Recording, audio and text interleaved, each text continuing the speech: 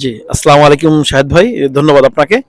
আসলে এটা হচ্ছে গিয়ে ইতালির রাজধানী রোমের প্রাণকেন্দ্র স্প্যানিশ স্টেপস, যেটাকে ইতালিয়ান ভাষায় বলে পিয়াজ্জা দি ইস্পানিয়া, মানে স্প্যানিশ স্টেপস ইংলিশে বলা হয়। আসলে এই স্প্যানিশ স্টেপটা হচ্ছে গিয়ে আজকে থেকে 460 বছর পূর্বে এ এই ইতালিয়ানরা, এই যে রোমানরা, এরা এটাকে তৈরি করেছে। সমতল ভূমি, বলতে গেলে প্রায় সমতল ভূমি থেকে আমরা এখানে প্রায় 6 তলা বা 7 তলার উপরে আছি। যে আসলে আজকে থেকে, জি, আজকে থেকে আসলে 460 বছর পূর্বে আসলে এটা কিন্তু পুরো একটা পাহাড় বা একটা মাউন্টেন ছিল। সেই পাহাড়টায় আসলে এই রোমানরা তারা এই পাহাড় কেটে সমতল ভূমি থেকে এখানে সিঁড়ি বানিয়েছে, রাস্তা বানিয়েছে, এবং একটা এই যে গির্জা দেখতে পাচ্ছেন, এই গির্জাটা তারা তৈরি করেছে। এবং এই গির্জায় এই সেই সময় আজকে থেকে আসলে 460 বছর পূর্বে এখানে তো আসলে ওইরকম কোনো বৈদ্যুতিক কোনো যন্ত্রপাতি ছিল না, বা আমরা যেটাকে বলি বুলডোজার বা ওইরকম যে ওই মানে ইনস্ট্রুমেন্ট ওরকম আসলে তো কিছু থাকার কথাও না।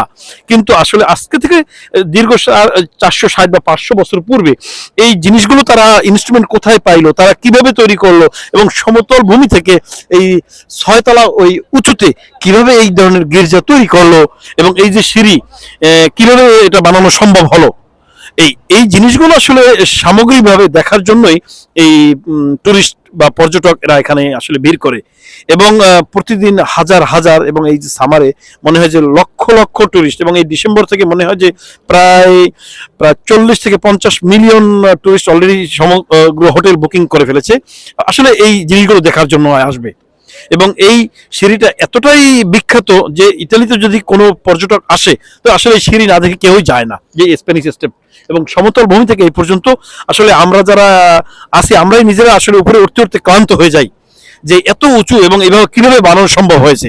আসলে এই ইতালির এই কারুকাজ এবং এই নির্মাণ, এই শৈলী আসলে দেখার জন্যই মানুষগুলো সাধারণত এখানে আসে। এবং এই যে গির্জা দেখতে পাচ্ছেন, আসলে এই বছরের পর বছর, শত বছর ধরে এইভাবেই দাঁড়িয়ে আছে। এরা আসলে মেইন স্ট্রাকচার এভাবেই আছে। শুধু যদি কখনো যদি দরকার হয় মাঝে মধ্যে উপরে একটু হালকা রংটা করে, কিন্তু স্ট্রাকচার আজকে থেকে 500 বছর পূর্বে যেভাবেই ছিল আজও সেখানে ওইভাবেই দাঁড়িয়ে আছে। হ্যাঁ, ভিতরে ভিতরে হ্যাঁ, ভিতরে প্রত্যেকটা মানুষ যে ইচ্ছা করে সে যেতে পারে এবং ভিতরে যায়। এরা যেহেতু একটা গির্জা বা চার্চ, খ্রিস্টান ধর্মাবলম্বী, ওরা গিয়ে এখানে ওরা প্রার্থনা করে এবং করে চলে আসে। এবং প্রতিদিন হাজার হাজার পর্যটক ভিতরে যাচ্ছে, আসতেছে, এই চলছে খুবই ভালো। আসলে সমতল ভূমি থেকে প্রায় 6-7 তলার উপরে। আসলে কত স্কোয়ার ফিট, হ্যাঁ হ্যাঁ হ্যাঁ হ্যাঁ হ্যাঁ, এই যা এই হ্যাঁ এটাই। এবং এইটা একটা, হ্যাঁ হ্যাঁ হ্যাঁ হ্যাঁ, এই এই যে একটা স্ট্যাচু, এটা ওই ওই সময় বানানো এই যে স্ট্যাচু। হ্যাঁ হ্যাঁ হ্যাঁ, এটা আসলে আসলে এটা তো ওই সেই রোমানদের মাথার ভিতরে ওই কখনো ওদের ভিতরে আসছে যে এই ধরনের বানাবে, এই ধরনের করবে। এই আসলে এটা ওদেরই চিন্তা চেতনার ফসল, আর কিছুই নাই। প্রিয় বন্ধুরা, এখন আমি আমাদের নাদিম ভাই যে সিঁড়িটির বর্ণনা দিয়েছেন সেই সিঁড়ি বেয়ে আমি নিচের দিকে নামার চেষ্টা করছি, নিচের দিকে যাচ্ছি। আপনারা দেখতে পাচ্ছেন সেই বিখ্যাত ঐতিহাসিক সিঁড়ি, যে সিঁড়ি দেখার জন্যই কিন্তু শত শত মানুষ এখানে আসেন। সেই সিঁড়ি বেয়ে নিচে যাচ্ছি। এটি যদিও ভাই যেটা বলেছেন যে সমতল থেকে প্রায় 7-8 তলা উপরে, অর্থাৎ অনেক উঁচুতে অবস্থিত ওই যে খ্রিস্টানদের যেই ধর্মীয় স্থান, চার্চ, সেখানে নিচ থেকে মানুষ কিন্তু এই সিঁড়ি বেয়েই ওখানে উঠে ওই পাহাড়ের উপর অবস্থিত সেই গির্জায় গিয়ে মানুষ প্রার্থনা করে।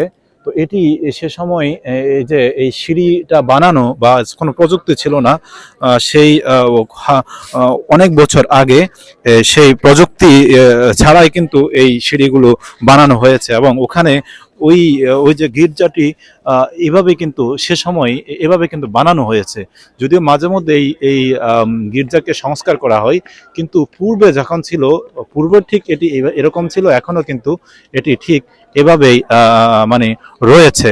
তো আমি সেই সিঁড়ি বেয়ে কিন্তু এখন নামছি। এখানে সুন্দর আরো একটি আপনারা ডিজাইন দেখছেন, যেগুলো পর্যটকদেরকে আকর্ষণ করার জন্য এই এই মানে আমি এখন এক এক করে সিঁড়ি বেয়ে সেই নিচের দিকে একদম চলে যাচ্ছি। বন্ধুরা, একটু পরেই কিন্তু আমি আবার এই সিঁড়ি বেয়ে হাঁপিয়ে হাঁপিয়ে উপরে উঠবো। আপনারা দেখছেন নিচে কিন্তু শত শত পর্যটক এখানে অবস্থান করছে। তারা এই সিঁড়ি দেখার জন্য, মূলত সিঁড়ি বেয়ে তারা যে উপরে যে গির্জাটি রয়েছে সেই গির্জা কিন্তু তারা দেখবে। অনেকে কিন্তু এখানে এসে তারা স্রষ্টার কাছে প্রার্থনা করে থাকেন। নিচে উন্মুক্ত জায়গা, আমি আপনাদেরকে একটু ঘুরিয়ে দেখার চেষ্টা করছি। পুলিশও কিন্তু এখানে রয়েছে সবার নিরাপত্তা দেওয়ার জন্য। মানুষ এখানে যথেষ্ট ভিড় কিন্তু সব সময়ই থাকে। আমি নিচ থেকে ভিউটা আপনাকে আবারও একটু আপনাদেরকে দেখানোর চেষ্টা করছি। কি সুন্দর, খুবই বিউটিফুল একটি দর্শনীয় স্থান এটি, যেটি আমাদের নাদিম ভাই একটু আগেই বর্ণনা করেছেন। যেহেতু উনি এখানে দীর্ঘদিন ধরে ব্যবসা করছেন, বিজনেস করছেন, তিনি কিন্তু এই বিষয়ে আপনাদেরকে পূর্বে জানিয়েছেন। আমি এখন আপনাদেরকে একটু ঘুরে ঘুরে দেখানোর চেষ্টা করছি। কি সুন্দর দেখেন, হাজার হাজার মানুষ প্রতি বছর এটি দেখতে কিন্তু এখানে চলে আসে। দারুণ বিউটিফুল একটি একটি প্লেস। মানুষ কিন্তু এই যে উঠছে, ছোট ছোট বাচ্চারা কিন্তু এখানে আসছে এবং দেখছে। অনেক সুন্দর আপনারা দেখতে পাচ্ছেন। সেই আমি এখন নিচে, একেবারে নিচে কিন্তু চলে এসেছি, একেবারে নিচে চলে এসেছি, আপনাদেরকে সেটি দেখানোর জন্য চেষ্টা করছি। অনেক সুন্দর সুন্দর বিউটিফুল একটি স্থান বন্ধুরা। তার নিচে কিন্তু সুন্দর একটি পানির ফোয়ারা রয়েছে, খুবই সুন্দর। দুই পাশে কিন্তু বসার জায়গাও রয়েছে। পর্যটকরা এসে যখন ক্লান্ত হয়ে যায়, তারা এই ফোয়ারার পাশে এসে কিন্তু বসে সৌন্দর্য উপভোগ করে। আপনারা দেখতে পাচ্ছেন ছোট ছোট কবুতর এবং নানান ধরনের পাখিও কিন্তু এখানে অনেকটা ফ্রেন্ডলি ভাবে এখানে রয়েছে। আমি ঘুরে ঘুরে দেখার চেষ্টা করছি আপনাদেরকে। আমি এখন চলেই যাচ্ছি, যেহেতু আমাদের সময় খুবই কম। সন্ধ্যায় কিন্তু ফ্লাইট রয়েছে। আমি নিচ থেকে সিঁড়িটা বেয়ে উপরের সেই পাহাড়ের উপর যে গির্জাটি রয়েছে সেটি আপনাদেরকে এখন দেখাবো। আমি সিঁড়ি বেয়ে উঠার চেষ্টা করছি, সিঁড়ি বেয়ে এক এক করে উপরে উঠছি। বন্ধুরা, আপনারা যারা ইতালিতে আসেন, আপনারা অবশ্যই অবশ্যই এই জায়গাটি দেখে যাবেন। কত আশ্চর্যজনক, কত আশ্চর্য, এরা কত সুন্দর করে তাদের দেশকে সাজিয়েছে এবং ইতিহাস ঐতিহ্যকে এরা রোমানরা সাজিয়েছে হাজার বছর আগ থেকে। সেটি কিন্তু একটির